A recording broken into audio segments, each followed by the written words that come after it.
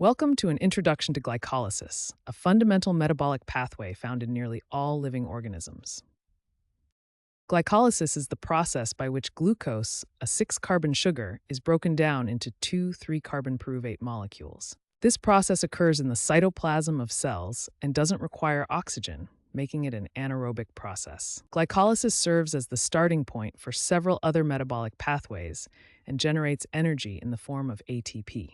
The significance of glycolysis lies in its role as a starting point for other metabolic pathways, its essential function in cellular energy production, and its evolutionary conservation across organisms. Glycolysis consists of two main phases, the energy investment phase and the energy payoff phase. In the investment phase, the cell uses two ATP molecules to initiate the breakdown of glucose. These ATP molecules are consumed to add phosphate groups to glucose, preparing it for further breakdown. In the payoff phase, energy is released as the modified glucose molecule is broken down further. This process produces 4 ATP molecules, resulting in a net gain of 2 ATP. This organization allows the cell to overcome the activation energy barrier and then harvest energy from the glucose molecule. The investment of energy early in the process ultimately enables greater energy production and efficiency in cellular metabolism. This section covers the overall reaction of glycolysis. The complete glycolysis reaction can be summarized with this chemical equation. On the input side, we have 1 molecule of glucose, 2 molecules of NAD+, 2 molecules of ADP, and 2 molecules of inorganic phosphate.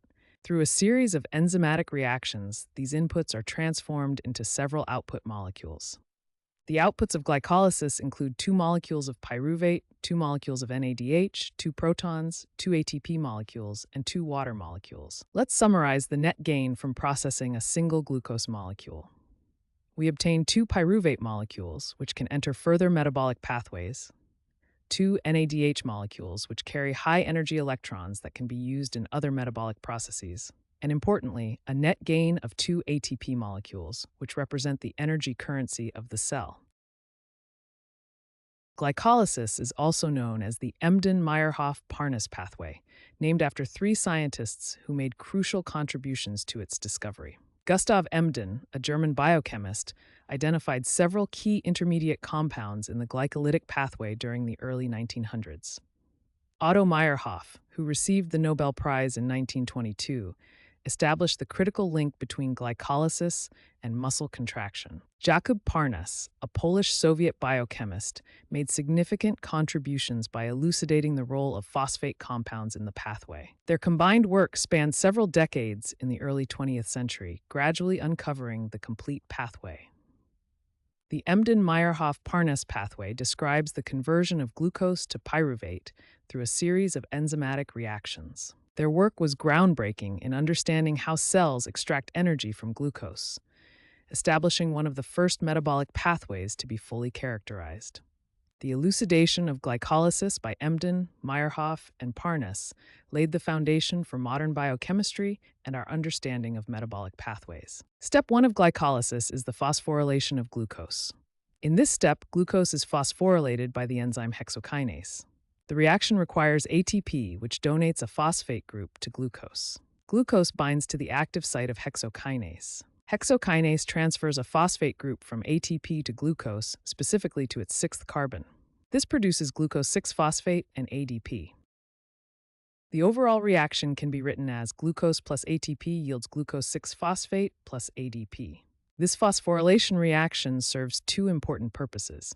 First, the negatively charged phosphate group traps glucose inside the cell because charged molecules cannot easily cross the cell membrane.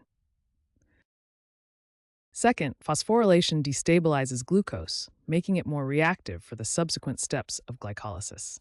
This phosphorylation is essential for committing glucose to the glycolytic pathway and preparing it for further modifications. In the second step of glycolysis, glucose 6-phosphate is converted to fructose 6-phosphate. This conversion is catalyzed by the enzyme phosphoglucose isomerase. The enzyme catalyzes an isomerization reaction, which rearranges the sugar structure. This isomerization converts the sugar from an aldose form, where the carbonyl group is at the end of the chain, to a ketose form, where the carbonyl group is internal. This structural rearrangement is crucial as it prepares the molecule for the next phosphorylation step. The conversion to fructose 6-phosphate positions the molecule for the next phosphorylation step and eventually prepares it for cleavage into 2,3-carbon compounds. To summarize, the second step of glycolysis involves the isomerization of glucose 6-phosphate to fructose 6-phosphate by the enzyme phosphoglucose isomerase. In step 3 of glycolysis, fructose 6-phosphate is converted to fructose 1,6-bisphosphate. This reaction is catalyzed by the enzyme phosphofructokinase 1, often abbreviated as PFK1. The reaction requires one molecule of ATP, which is hydrolyzed to ADP, providing the energy and phosphate group for the reaction. This reaction is considered the committed step of glycolysis. It's essentially irreversible under cellular conditions, representing a point of no return in the glycolytic pathway. It's the first step that's uniquely dedicated to glycolysis. PFK1 is a key regulatory enzyme that controls the flow through the entire glycolytic pathway. The enzyme is inhibited by high energy signals like ATP and citrate, indicating the cell has sufficient energy. It's also inhibited under acidic conditions. Conversely, PFK1 is activated by low energy signals like AMP and ADP, as well as by fructose 2,6-bisphosphate, which serves as a key regulatory molecule. This makes PFK1 a critical control point that responds to the cell's energy status, coordinating glycolysis with other metabolic pathways. To summarize, the phosphorylation of fructose 6-phosphate by PFK1 represents the committed step of glycolysis, where the cell invests a second ATP molecule and commits to continuing through the pathway. In step 4 of glycolysis, we encounter a critical reaction that splits our 6-carbon molecule into two 3-carbon molecules. This step is catalyzed by the enzyme aldolase, which cleaves fructose 1,6-bisphosphate. The aldolase reaction breaks the carbon-carbon bond between carbon 3 and carbon 4 of fructose 1,6-bisphosphate. The products of this reaction are two different 3-carbon molecules, dihydroxyacetone phosphate, abbreviated as DAP, and glyceraldehyde 3-phosphate, or G3P. This cleavage step is significant for several reasons. First, it marks the critical transition from 6-carbon to 3-carbon metabolism. It also concludes the preparatory phase of glycolysis, where ATP is consumed rather than produced.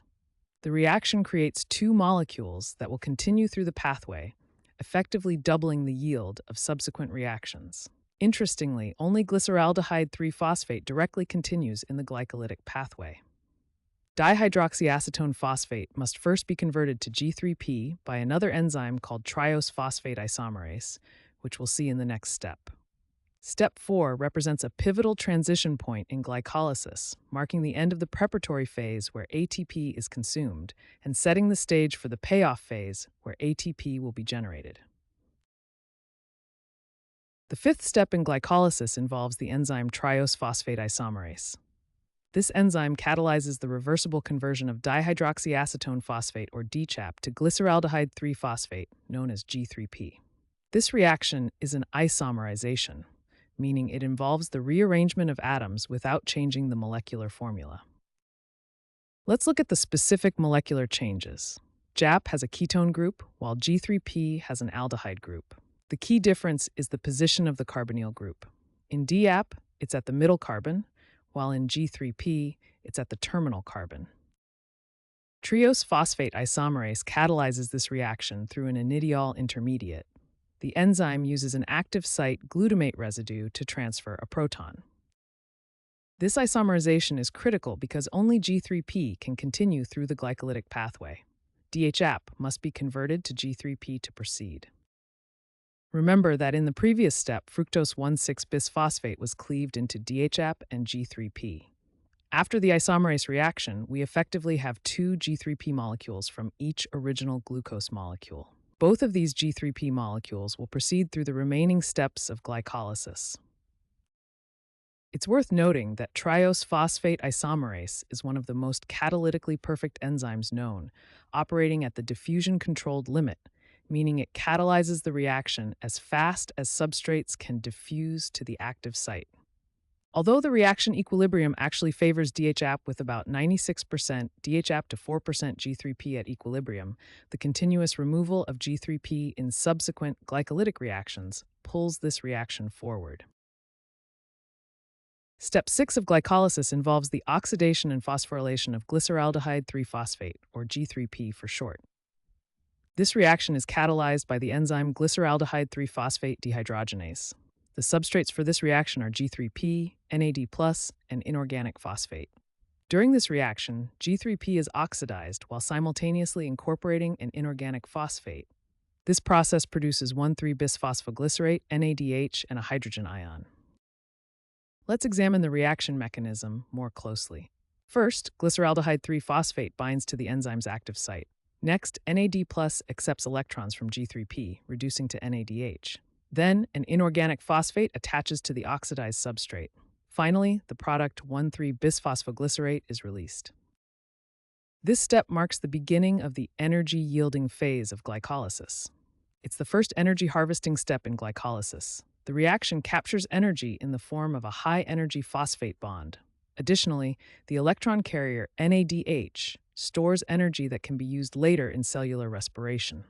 This prepares the substrate for ATP generation in subsequent steps. Step 7 of glycolysis is a pivotal point where ATP generation begins. This step is catalyzed by the enzyme phosphoglycerate kinase. The reaction involves 1,3-bisphosphoglycerate, which contains a high-energy phosphate group. The enzyme transfers this high-energy phosphate group from 1,3-bisphosphoglycerate to ADP. This phosphate transfer results in the formation of 3-phosphoglycerate and ATP. The complete reaction can be written as 1,3-bisphosphoglycerate plus ADP yields 3-phosphoglycerate plus ATP. This is the first ATP-generating step in glycolysis. Since each glucose molecule produces 2 molecules of 1,3-bisphosphoglycerate, this step generates 2 ATP molecules per glucose. This ATP generation begins to offset the 2 ATP molecules used earlier in steps 1 and 3 of glycolysis. In step 8 of glycolysis, we encounter the phosphoglycerate mutase reaction. The starting substrate is 3-phosphoglycerate, which has a phosphate group attached to the third carbon. The enzyme phosphoglycerate mutase catalyzes this reaction. The enzyme relocates the phosphate group from the third carbon to the second carbon, converting 3-phosphoglycerate to 2-phosphoglycerate. This rearrangement serves a crucial purpose. It prepares the molecule for the next step by positioning the phosphate group for the subsequent dehydration reaction, which will create a high-energy compound. In step 9 of glycolysis, the enzyme enolase catalyzes a dehydration reaction. The substrate for this reaction is 2-phosphoglycerate. The enzyme enolase binds to 2-phosphoglycerate and catalyzes a dehydration reaction. Enolase removes a water molecule from 2-phosphoglycerate. This forms phosphoenol pyruvate, or PEP, which has a double bond between carbons 2 and 3. The dehydration creates a high-energy phosphate bond in PEP. This phosphate bond has significantly more energy than the phosphate bond in ATP. This high-energy state makes PEP an excellent phosphate donor for the final step of glycolysis. The reaction mechanism involves the enzyme removing a proton, eliminating water, and forming the high-energy enol phosphate. This 9th step of glycolysis prepares the substrate for the final ATP-generating reaction.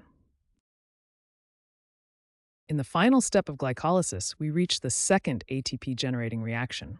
This reaction involves phosphoenol pyruvate, commonly known as PEP, and ADP, adenosine diphosphate. The enzyme pyruvate kinase catalyzes this crucial reaction.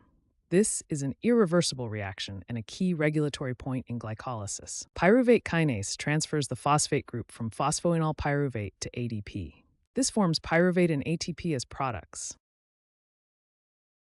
Let's examine the ATP accounting in glycolysis. In the early steps, we used 2 ATP molecules. Step 7 produced 2 ATP molecules, and now step 10 produces 2 more ATP molecules. This gives us a net gain of 2 ATP molecules from the glycolysis pathway, with 4 ATP produced and 2 ATP consumed. To summarize, the end products of glycolysis from one glucose molecule are 2 ATP molecules, net gain, 2 pyruvate molecules, and 2 NADH molecules. This final reaction involves a direct phosphate transfer mechanism, preserving the high-energy phosphate bond from PEP to form ATP. This reaction is irreversible under normal cellular conditions, driving glycolysis forward. Let's examine the energy balance in glycolysis. Glycolysis consists of two phases, the preparatory phase and the payoff phase. In the preparatory phase, steps 1 through 5, the cell invests 2 ATP molecules to activate glucose. Later in the payoff phase, steps 6 through 10, the cell generates 4 ATP molecules. This results in a net gain of 2 ATP molecules per glucose. Additionally, glycolysis produces 2 NADH molecules during the oxidation steps. The fate of these NADH molecules depends on oxygen availability. Under aerobic conditions, each NADH can yield approximately 2.5 ATP through oxidative phosphorylation. Under anaerobic conditions, NADH must be recycled through fermentation pathways, yielding no additional ATP. Therefore, under aerobic conditions, one glucose molecule can ultimately yield up to 7 ATP molecules. This demonstrates the efficiency of glycolysis as an energy-producing pathway, especially when coupled with aerobic metabolism. Glycolysis is tightly regulated through allosteric control of key enzymes. The most important regulatory enzyme is phosphofructokinase 1, also known as PFK1. PFK1 is inhibited by high levels of ATP, indicating that the cell has sufficient energy. It is also inhibited by citrate, which is a TCA cycle intermediate, signaling abundant energy resources. Conversely, PFK1 is activated by AMP, which increases when ATP levels are low, indicating that the cell needs energy. Another important activator is fructose 2,6-bisphosphate, which signals the need for increased glycolytic flux. This regulatory system allows the cell to adjust its glycolytic flux based on energy status. When energy is abundant, high levels of ATP and citrate inhibit PFK1, slowing down glycolysis. When energy is needed, AMP and fructose 2,6-bisphosphate activate PFK1, speeding up glycolysis to produce more ATP. In summary, PFK1 serves as a critical control point in glycolysis. It integrates signals from energy indicators like ATP, AMP, citrate, and fructose 2,6-bisphosphate. This sophisticated regulatory system ensures that glycolysis responds appropriately to the cell's changing energy requirements. Hormones play a critical role in regulating glycolysis, allowing the pathway to respond to the body's nutritional state.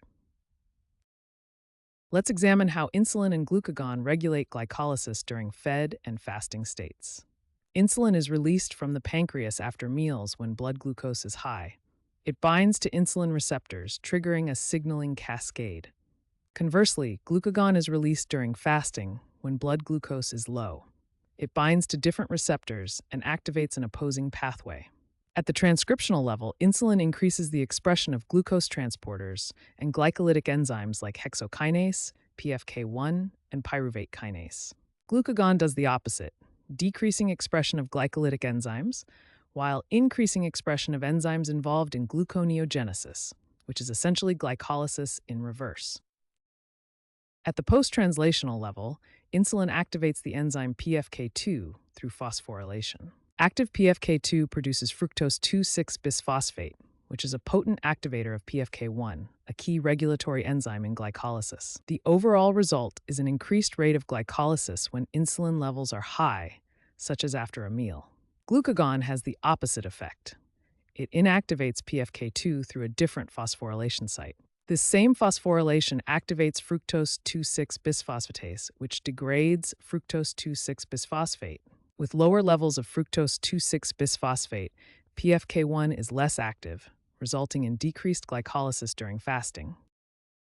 Let's examine the molecular mechanism by which insulin and glucagon regulate PFK1, the key control point in glycolysis. PFK2, or phosphofructokinase 2, can produce fructose 2,6-bisphosphate, which is a powerful activator of PFK1.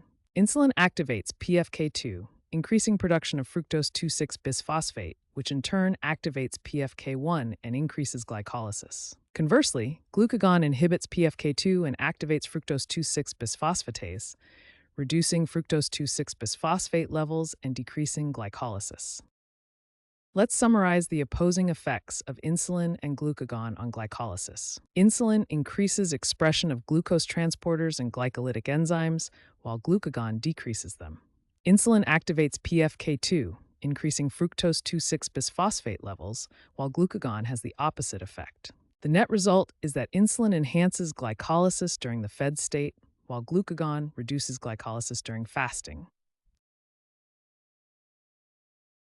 In the presence of oxygen, glycolysis proceeds under aerobic conditions. Following glycolysis in the cytoplasm, pyruvate and NADH are produced. Under aerobic conditions, pyruvate moves from the cytoplasm into the mitochondria. Inside the mitochondria, pyruvate is converted to acetyl-CoA by the pyruvate dehydrogenase complex. Acetyl-CoA then enters the citric acid cycle, also known as the Krebs cycle. The NADH produced in glycolysis cannot directly cross the mitochondrial membrane.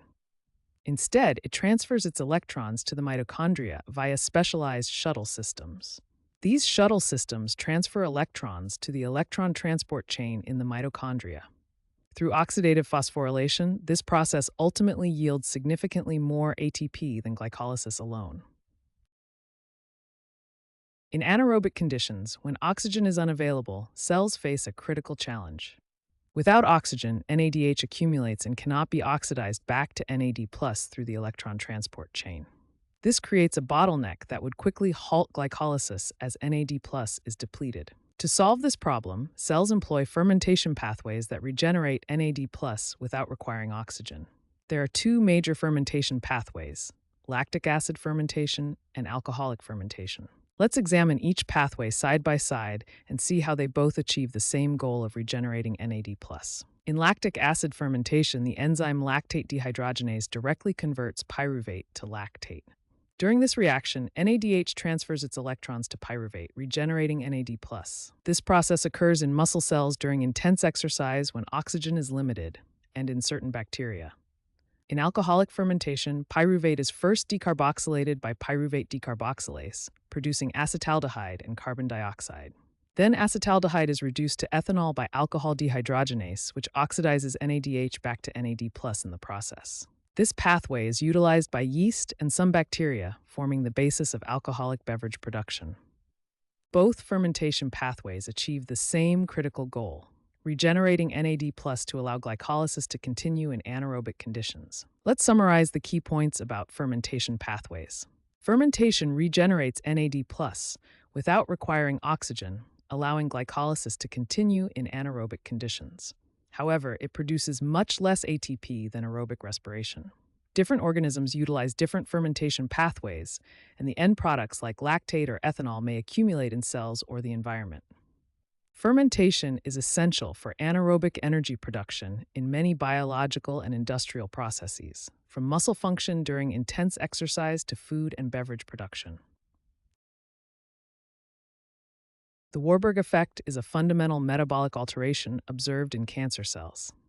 In 1924, Otto Warburg observed that cancer cells preferentially use glycolysis even in the presence of oxygen. This phenomenon, now known as aerobic glycolysis or the Warburg effect, differs significantly from normal cell metabolism. Normal cells primarily use oxidative phosphorylation when oxygen is available, generating up to 36 ATP molecules per glucose molecule. In contrast, cancer cells predominantly use glycolysis regardless of oxygen availability, producing only 2 ATP molecules but generating important biosynthetic intermediates. Despite being less efficient for ATP production, this metabolic reprogramming provides several advantages for cancer cells. The Warburg effect is now recognized as a hallmark of cancer and offers several potential therapeutic targets. Understanding the Warburg effect continues to be crucial for developing novel diagnostic tools and targeted cancer therapies. Different cell types in the body rely on glycolysis to varying degrees. Each tissue has specific energy needs and metabolic arrangements. Red blood cells lack mitochondria and therefore depend entirely on glycolysis for ATP production. They have adapted to maximize glucose uptake and glycolytic enzyme efficiency. Skeletal muscle uses glycolysis during intense exercise when oxygen demand exceeds supply. This results in rapid ATP production, though it's less efficient than aerobic metabolism. Brain cells typically use glucose as their primary energy source through glycolysis, followed by oxidative phosphorylation. However, they can adapt to use ketone bodies during prolonged fasting or starvation. In summary, while all cells use glycolysis, they differ in their degree of dependence on this pathway. This flexibility allows the body to adapt to different energy needs and nutrient availability. Glycolytic intermediates serve as important biosynthetic precursors beyond their role in energy production. The glycolysis pathway generates several key metabolic intermediates that branch off into other biosynthetic pathways. Glucose 6-phosphate, the first intermediate of glycolysis, can enter the pentose phosphate pathway. This pathway generates NADPH for reductive biosynthesis and ribose 5-phosphate for nucleotide synthesis. Dihydroxyacetone phosphate, or DAP, is another important glycolytic intermediate that serves as a precursor for lipid synthesis. DHAP can be converted to glycerol, which forms the backbone of phospholipids and triglycerides. 3-phosphoglycerate can be diverted from glycolysis into amino acid synthesis pathways. It serves as a precursor for serine, which can be further converted to glycine and cysteine. These connections highlight glycolysis as a central hub in cellular metabolism, linking carbohydrate metabolism with nucleotide, lipid, and amino acid biosynthesis. Glycolysis is one of the most evolutionarily conserved metabolic pathways present in virtually all living organisms from bacteria to humans. This conservation suggests that glycolysis evolved very early in the history of life, before the divergence of the three domains of life. Glycolysis is found in all three domains of life: bacteria, archaea, and eukarya. Looking at Earth's timeline, glycolysis likely emerged around 3.5 billion years ago, making it one of the oldest metabolic pathways. The enzymes of glycolysis show remarkable conservation across all life forms. Key enzymes like hexokinase, phosphofructokinase, and glyceraldehyde 3-phosphate dehydrogenase maintain high sequence similarity from bacteria to humans. The pathway's ubiquity reflects several key factors: its fundamental importance in energy metabolism, its ability to function with or without oxygen, its connections to other metabolic pathways, and its efficiency in extracting energy from glucose. The universal presence of glycolysis across all three domains of life suggests that this pathway was present in the last universal common ancestor, making it an ancient and fundamental part of cellular metabolism. Glycolysis is a central metabolic pathway that converts glucose to pyruvate, generating ATP and NADH through 10 enzyme-catalyzed steps. The clinical significance of glycolysis extends to understanding several medical conditions. In diabetes, impaired glucose uptake affects glycolysis efficiency, resulting in elevated blood glucose levels. Cancer cells exhibit the Warburg effect, preferentially using glycolysis even in the presence of oxygen, which is a target for cancer therapies. In exercise physiology, glycolysis provides rapid energy during high-intensity activities when oxygen is limited. Various genetic disorders affect glycolytic enzymes, leading to conditions like hemolytic anemia and metabolic acidosis. Glycolysis is a central hub connecting to numerous other metabolic pathways. Under aerobic conditions, pyruvate enters the TCA cycle. Glycolytic intermediates also feed into the pentose phosphate pathway for nucleotide synthesis. The pathway can run in reverse as gluconeogenesis to produce glucose, or under anaerobic conditions, lead to fermentation. To summarize the fundamental importance of glycolysis, it's an essential energy-generating pathway present in virtually all cells. The pathway's regulation is critical for maintaining energy homeostasis in the body. Glycolysis serves as a therapeutic target in multiple diseases, including cancer and diabetes.